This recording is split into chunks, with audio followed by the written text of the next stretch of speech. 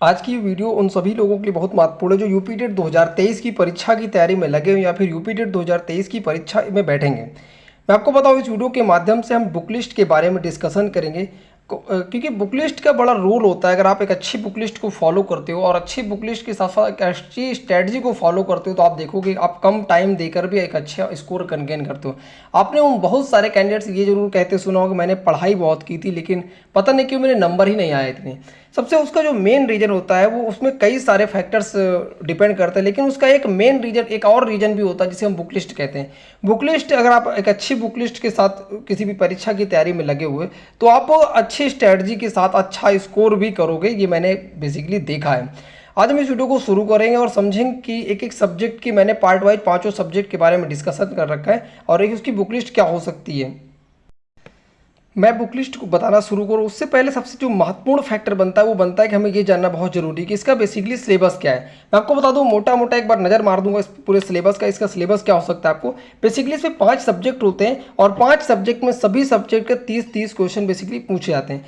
पहला सब्जेक्ट आप एक मान लीजिए आपका साइकोलॉजी है, दूसरा सब्जेक्ट आपका मैथमेटिक्स है, तीसरा आपकी हिंदी है और चौथे सब्जेक्ट के बारे में डिस्कशन करें, चौथा सब्जेक्ट आपका इन्वायरमेंट है।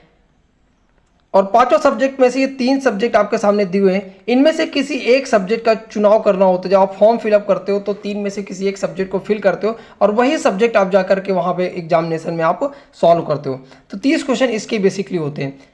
इसके साथ साथ मैं नेक्स्ट पॉइंट पर डिस्कशन करूंगा आपसे। और नेक्स्ट इसका पॉइंट है कि क्या इस परीक्षा में नेगेटिव मार्किंग है। मैं आपको बता दूं कि आपकी जानकारी के लिए इस परीक्षा में बिल्कुल भी दूर दूर तक कहीं नेगेटिव मार्किंग नहीं है यूपी टेट एग्जामिनेशन में। टाइम की बात करूं तो टाइम बेसिकली आपको मिलते हैं 2.5 घंटे, क्योंकि अगर देखा जाए तो एक क्वेश्चन को आपको ओवरऑल 1 मिनट का टाइम मिलता है, क्योंकि 150 क्वेश्चन और 150 मिनट आपको टाइम मिल रहा है। साथ साथ आपको पता ओवरऑल पूरे मार्क्स की बात करूँ तो 150 आपके पूरा टोटल जो मार्क्स हैं।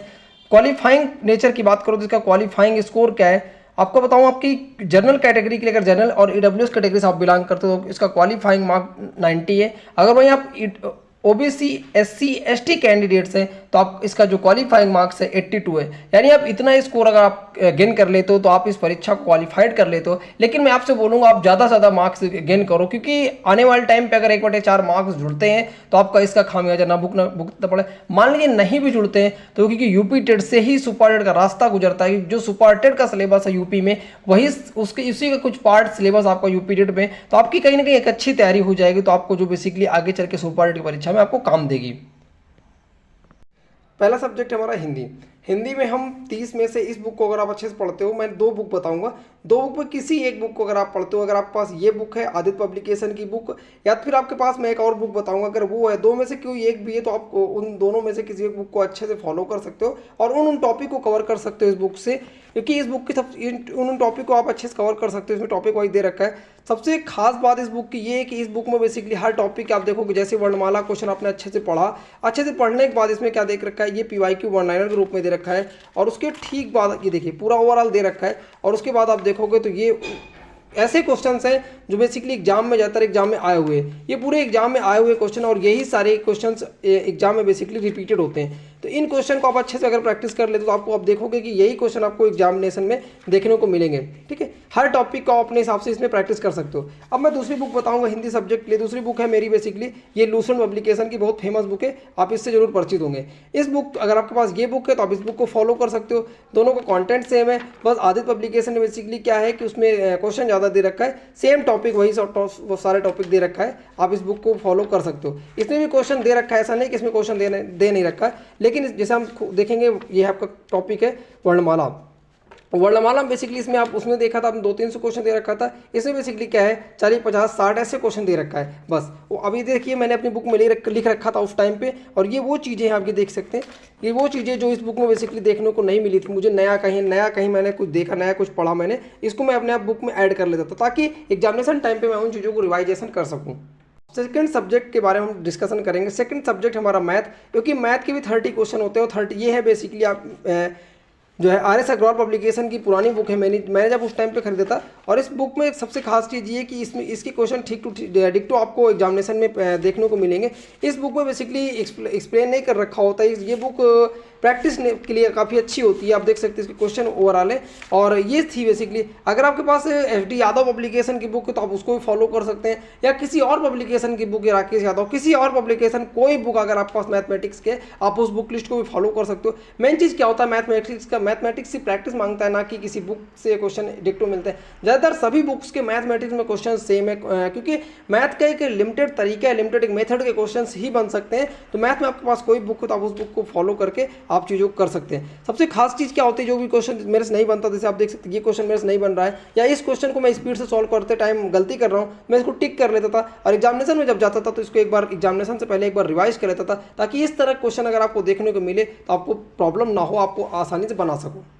सब्जेक्ट के बारे में डिस्कशन करेंगे। जो हमारा थर्ड सब्जेक्ट है वो है इन्वायरमेंट। इन्वायरमेंट में मैं आपको बता दूं, इस किताब को आपको ओवरऑल इस किताब से बहुत अच्छे से परिचित होंगे, क्योंकि हर कम्पिटिटिव एग्जाम की तैयारी करने वाले कैंडिडेट्स के पास होती है। इस किताब से आपको क्या करना है, जैसे आपको बता दूं, इस किताब में जैसे आपका ये टॉपिक है सौर मंडल, इसके बाद आपका टॉपिक है आपका पृथ्वी और सौरभिक, पृथ्वी का आंतरिक संरचना, ये स्थल मंडल, महाद्वीप, जल मंडल, वायुमंडल, पृथ्वी की धाराएं, कुछ ऐसे टॉपिक है जो जियोग्राफी डायरेक्ट रिपीट होते, भारत की मिट्टी, भारत की कृषि, ऐसे टॉपिक जो आपको जियोग्राफी के साथ साथ इन्वायरमेंट में ऐड होते हैं, इससे आप कवर कर सकते हो। उसके बाद आपका कुछ टॉपिक पार्ट आता है आपका संविधान से, संविधान का पार्ट आप इससे उस बुक इस बुक से अच्छे से कवर कर सकते हो। इसके साथ साथ जो आपका कुछ टॉपिक है, जैसे आपका पारिस्थितिकी तंत्र है, उसके साथ साथ आपका जल मंडल है, उसके साथ साथ आपका बहुत सारे ऐसे इन्वायरमेंटल टॉपिक हैं, जैव विविधता, इन सब टॉपिक को आप किसी और बुक से कवर कर सकते हो। मैंने उस टाइम पे परचेज की थी, अग्रवाल पब्लिकेशन काफ़ी अच्छी बुक आ रही है, आप उससे भी कवर कर सकते हो, या फिर किसी और पब्लिकेशन की बुक से आप कवर कर सकते हो,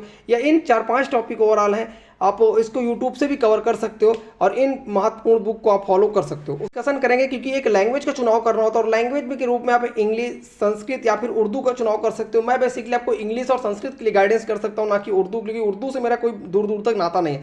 संस्कृत की बात करूँ तो ये किताब मेरे लिए रामबाण साबित हुई, क्योंकि सबसे अच्छे अगर मार्क्स किसी में मेरे को मिले तो वो थे संस्कृत। मैं आपको बता दूं कि मेरा कोई बहुत अच्छा संस्कृत से बैकग्राउंड नहीं है, लेकिन फिर भी संस्कृत के क्या एक लिमिटेड रिसोर्सेज है और लिमिटेड टॉपिक है, और कुछ ऐसे टॉपिक है 50-60% चीज़ें आप हिंदी से कवर कर लेते हो। अगर आपकी हिंदी अच्छे से कवर अप है तो आप संस्कृत को भी अच्छे से कवर अप कर सकते हो। ये बेसिकली बुक है सर्वज्ञ भूफर सर की, संस्कृत गंगा की, और ये इसके सर है, ये इसके राइटर हैं।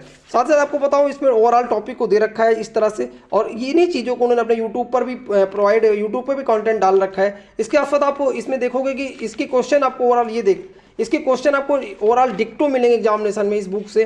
तो मैं इस बुक को काफ़ी अच्छा मानता हूँ कि है तो मार्केट में बहुत सारी पब्लिकेशन की बुक, लेकिन मैंने इसी बुक को पढ़ा और ये बुक मेरे लिए बेसिकली रामबाण साबित हुई। इस बुक से आप कवर कर सकते हो, हर टॉपिक को बहुत अच्छे से एक्सप्लेन कर रखा है। और मुझे अगर आपकी संस्कृत स्टैंडर्ड ठीक ठाक है तो आपको किसी यूट्यूब से कहीं से पढ़ने की जरूरत नहीं है, आपसे बुक से पढ़ करके आप कवर अप कर लोगे। इसकी बेसिकली अगर प्राइस की बात करें लगभग 100 रुपये 110 के ऐसे कुछ आसपास मार्केट में प्रोवाइड मिल जाएगी।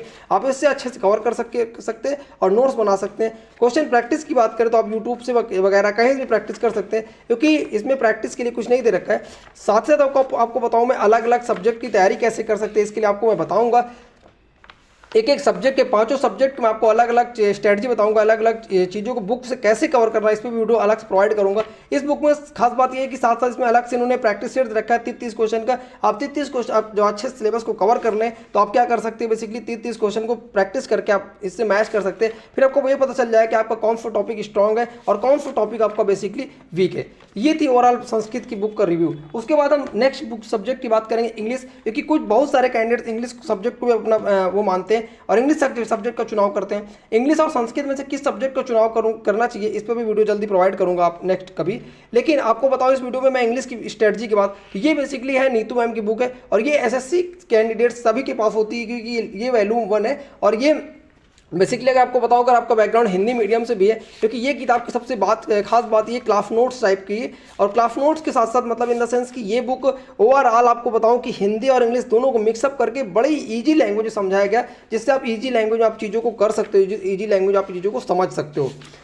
ये आप देख सकते हैं ओवरऑल रूल्स को हिंदी इंग्लिश में बड़ा अच्छे तरीके से एक चीज़ को एक्सप्लेन कर रखा है और आप इस चीज़ कर सकते हो। साथ साथ इसके क्वेश्चन भी बाद में दे रखा है, लेकिन क्योंकि ये बेसिकली एसएससी को फोकस करके बनाई गई है, लेकिन आपको इस स्टैंडर्ड क्वेश्चन आपको एग्जामिनेशन में नहीं आएंगे तो आप इससे रूल्स को कवर कर सकते हो।